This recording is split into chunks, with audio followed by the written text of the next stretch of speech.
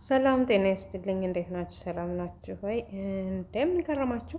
እንግዲህ ሴፍቲ ታንከር እንደዚህ ሆኖ ተሰርቷል ማለት ነው። ይሄ የመጀመሪያ ቀን ቦታው ሲቆፈር ነው። ሴፍቲ ታንከር ስፋት 3 በ4 ነው። ወደ ታች ርዝመት ደግሞ 3 ሜትር ከ25 ማለት ነው። እና ክረምት ስለነበረ ለመቆፈር ያን ያክል ጠንካራ አይደለም። እንደዚህ ሲቆፈር ያው ሀገሩ ላሊበላም አይደል ቀይ ድንጋይ ነው የሆነው ማለት ነው። ግን ይሄን ድንጋይ ላጥር ያምር ነበረ። እኛ ሀገር በብዛት ድንጋይ ግጥም ቤት ይሰራል በእንደዚህ አይነት ድንጋይ። ግን ይሄ ከውስጥ ስለነበረ ክረምትም ስለነበረ ውጭ ወጥቶ ፀሐይ ሲመታው አመድ ነው የሆነው ማለት ነው። ለምንም አያገለግል እና ኮንትራት 20 ሺህ ብር ነበር ያሉት ይሄን ለመጫር ማለት ነው። ከዛ በቀን አሰራው። በቀን ሲያሰራው 13 ሺህ ብር ነው የጨረሰው ማለት ነው። ለማንኛውም 7 ሺህ ብር አተረፈ። ድንጋዩ ግን አያምርም፣ ቀይ ድንጋይ። በነገራችን ላሊበላ ሁሉም ቦታ እስከላይ ስታዩት ያኔ ቡላ ወይም አመዳም አይነት ነገር ነው የሚመስለው። መሬቱ ግን ከውስጥ ሲጫር እንደዚህ ቀይ ነው የሚሆነው። ቤቱ በተሰራ ሰዓት ያው እርግ ስለነበረ መጋቢት ላይ ነበር ቤቱ የተሰራውና በጣም ብዙ ብር ነው የጨረሰው ለማስቆፈር። በዛን ሰዓት እንትን ነበር ጠንካራ ነው የነበር ያኔ በጋ ስለነበረ ማለት ነው። አሁን ግን ክረምት ስለነበረ ከነሐሴ 16 በኋላ ነው ቁፈራ የተጀመረው። በእርግጥ 3 4 ቀን ነው 5 ቀን እንደዛ ነው የጨረሰው ማለት ነው። ከዛ እዚህ እንትኑ ተጀመረ ከታች። በነገራችን ላይ ሴፍቲ ታንከር ቀለል አድርጋችሁ እንዳታዩት። እኔ ማለት የሆነ ብዙ ይሄን ያክል ይጨርሳ ነው የማላሰብኩኝም ነበር። ለካ እናቴ በስመ አብ ወልድ ብርም እንደ ጥጥት እንደሚያደርግ ያው ቤት እንደሰራችሁ አድርጋችሁ አስቡት። ቤት እንደሰራችሁ ያኔ ቤት ነው። ከቤት በምንም አይተናነስም ወጪ ማለት ነው።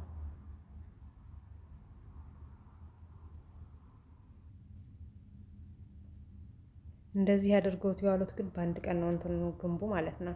ያኔ ከታች በኋላ ነው ከዚህ እየረዘመ ወደ ላይ እየረዘመ ሲሄድ ነው ትንሽ ከባድ የነበረውና ያኔ ከዚህ በኋላ አንድ ዙር ነው በቀን ሲሰሩ የሚውሉት የነበረው። ወይኔ ሴቶቹ ራሱ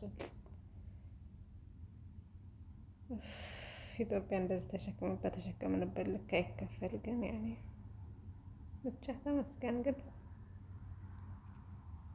እውነት እኛ እኮ ግን የመዳም ቅመሞች ሳይሆን ለሀገራችን ቅመም ነን። ቅመም ጥሩ መንግስት ቢኖረን ኑሮ እኛ ተሸላሚ ነበር መሆን እውነት እኛ ተሸላሚ ነበር መሆን የነበረብን። ምክንያቱም ለሀገራችን ይሁን ለስንት ሰው ስራ ፈጠርን። ለቀን ሰራተኛው፣ ለግንበኛውም፣ ለአናጺውም ለብዙ ነገር ስራ ፈጠርን። ቅመም ታዲያ ለሀገራችን እንዴት ተብሎ ነው ለመዳም ቅመም የምንባለው? እኛ የመዳም ቅመም አይደለንም። እኔ የመዳም ቅመም አይወክለኝም። በነገራችን ላይ እኔ ቅመም ለሀገሬ ነኝ። ይቺ ቤት ስትሰራ ለስንት ሰው የስራ እድል ፈጠርኩ። ከቀን ሰራተኛ ጀምሮ አናጺ፣ ግንበኛ፣ ከነጋዴውንም አንቀሳቅሻለሁ። ከሲሚንቶ ከድንጋይ የመኪና የሚያመጡት እንጨት ሻጩ ብዙ ሰው አንቀሳቅሻለሁ። ስለዚህ ቅመም ለሀገሬ ነኝ። ፍትህ መዳም ቅመም ለሚባል ስም ፍትህ ለመዳም ቅመም ለሚባል ስም። እኛ ለሀገራችን ቅመሞች ነን። ለሀገራችን ነው ቅመሞች። ጥሩ መንግስት ቢኖረን እኮ በስመ አብ ተሸላሚ ነበር መሆን የነበረብን እኛ በእውነት።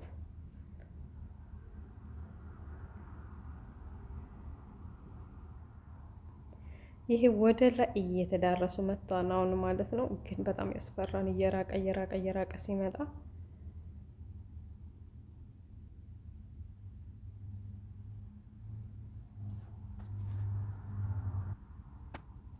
እኔ እንደዚህ አይነት ቦታ ላይ በነገራችን ከተንጠላጠልኩ ጭንቅላት የዞሮ ነው የምወድቀው።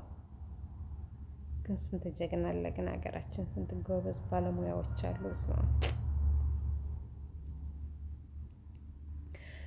ድንጋይ የሚገርማችሁ ነገር ቤቱ በሚሰራ ሰዓት ትርፍ ነበር የተጫነው ማለት ነው። አራት ቫጆ ነበር መጀመሪያው አንዳንድ ቫጆ ተጭኖ አሸዋም ድንጋይ ነጭ አንድ ቫጆ ጥቁር አንድ ቫጆ ተጫነና አቋረጠ ማለት ነው። በኋላ ሁለት ላደርገው ሲለኝ ምን ያደርጋን ስለው ለሴፍቲ ታንከር ይሆናል አለኝ ማለት ነው። እሺ ያልኩት ምን እንደታየው አላውቅም። ከዛ ሁለት ተጫነ። በዛን ሰዓት 15 ሺህ ብር ነበር። ጥቁሩ ድንጋይ 16 ሺህ ብር፣ ነጩ ድንጋይ 15 ሺህ ብር ነበር የተጫነው ማለት ነው። አሁን ስንት ቢሆን ጥሩ ነው? 30 ሺህ ብር አንድ ቫጆ 30 ሺህ ብር።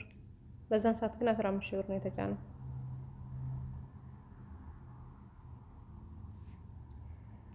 እዚህ ጋር እንጨት እንደዚህ ተረበረበ። ይሄ እንጨት ግን አንድ እንጨት አይቀርም። ከ20 ቀን በኋላ እንዳለ ይወጣል ማለት ነው። ወጥቷል ወጥቷል እንዳለ አንድም እንጨት አልተቀመጠም። እዚህ ጋር ትንሽ ያለሽ ቀዳዳ ያኔ በዚህ ነው ገብተው የሚያወጡት እንጨቱን የሚያወጡት ማለት ነው።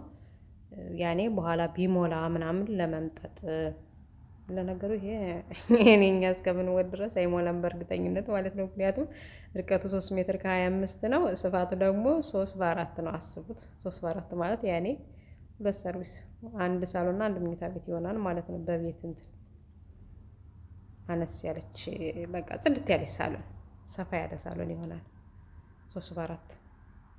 ቦታዬ ይቺ ብቻ ናት። ሴፍቲ ታንከር ያለባት ብቻ ናት ቦታ ያለኝ ማለት ነው። ከዛ ውጭ ቦታ የለኝም። እዚህ ጋር ያኔ አቅም ያለው ሰው ቆርቆሮም ያደርጋን፣ ግን ኧረ ችግር የለውም። በሲሚንቶ ኬሻ ተብሎ ሲሚንቶ ኬሻ ነው ከስር ያለው። ይሄው ብረቱ ይሄ ነው ብረቱ። ብሩ በስመ አብ ወወልድ ወመንፈስ ቅዱስ አሐዱ አምላክ። በጣም ውድ ነው፣ በጣም ውድ ነው ማለት ነው። ከሁሉም የበላኝ ብረቱ ነው። ይሄ ለምንድን ነው የሚያገለግለው ብዬ በጠየቅኩ ሰዓት ለእንትን ኬሻው ማለት ነው። ይሄ ከእንጨቱ ላይ ነው ኬሻ የተደረገው ወደ ታች አርማታው እንዳይገባ ከስር ማለት ነው። እንትን ሲል ግን ከ20 ቀን በኋላ ግን እንዳለ ተነስቷል። ሁሉም ነገር ተነስቷል ከብረቱ ውጭ ማለት ነው። ብረቱ ግን ቦታ እንዲይዝ ውሃ ልኩ ድረስ ነው የተደረገው። እያያችሁት ነው ብረቱ። ወይ ሴፍቲ ታንከር ቀለል አድርጋችሁ ግን ሴፍቲ ታንከርን እንዳታዩት። ለማንኛውም በደንብ እዩት። ኋላ ይሄ ለምን ብላችሁ እንዳትጠይቁ። እኔ እኮ እንዴ ይሄ ለምን አሁንስ ለምን እያልኩ አስረድተውኝ እያስረዱኝ ነው የተሰራው ማለት ነው እየተነገረኝ ለምን። እዚህ ጋር ራሱ ይሄ ከፈፍ የሚሆነው ጣውላ መሰለኝ ጣውላ ያስፈልጋችኋል። በጣም ምንም የማያስፈልግ ነገር የለም፣ የማያስፈልግ ነገር የለም። ሮቴ ምስኪን ተንገላታ። ሮቴ ግን ቦታ እስካሁን ድረስ ገና ቦታ አልተሰራለትም። አንዴ በዛ ይሆናል፣ አንዴ በረዳ ይሆናል፣ አንዴ ወዳ ወዲ ይሆናል። አሁን ወርዶ ደግሞ ታች ሴፍቲ ታንከሩ ላይ ተቀምጧል። ገና ቦታ አልተሰራለትም።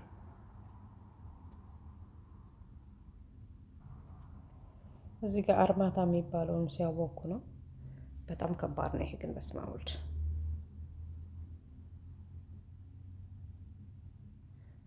ጠጠር እዛው በቪያጆ ከመጣው ድንጋይ ነው እንትን ያስባለው ምንድን ነው የሚባለው ያስከሰከሰው።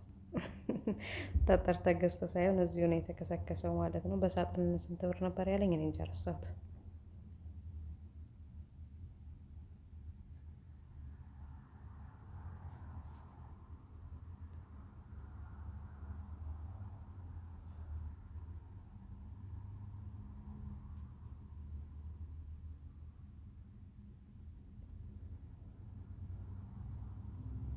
አሁን እንደዚህ አርማታው ተሞልቶ ምናምን ሁሉም ነገር አልቋል። ይሄ ጣውላው ራሱ ይነሳል። ምንም ያልተነሳ ነገር የለም። ይሄ አሁን ክዳን ተሰርቶለት ክዳን ተበጅቶለት ተከድኗል ማለት ነው።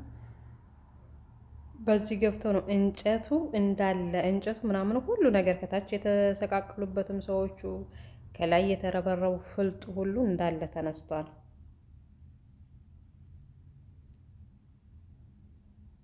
ኩሽናዬ መጋረጃ ተደርጎበታል። አንድ ልጅ ቤት እንድትጠብቅ ተቀምጣለች። ኩሽናዬና ሰርቪሷ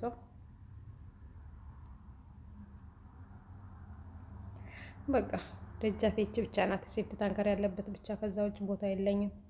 ከፊትም ከኋላም የሰው ነው። ከሴፍቲ ታንከር እወጣለሁ። ከዛ ውጥት ብዬ ከሴፍቲ ታንከሩ በኋላ አስፋልት ነው። አሁን ለሮቴ ማስቀመጫ ብቻ ነው የቀረኝ።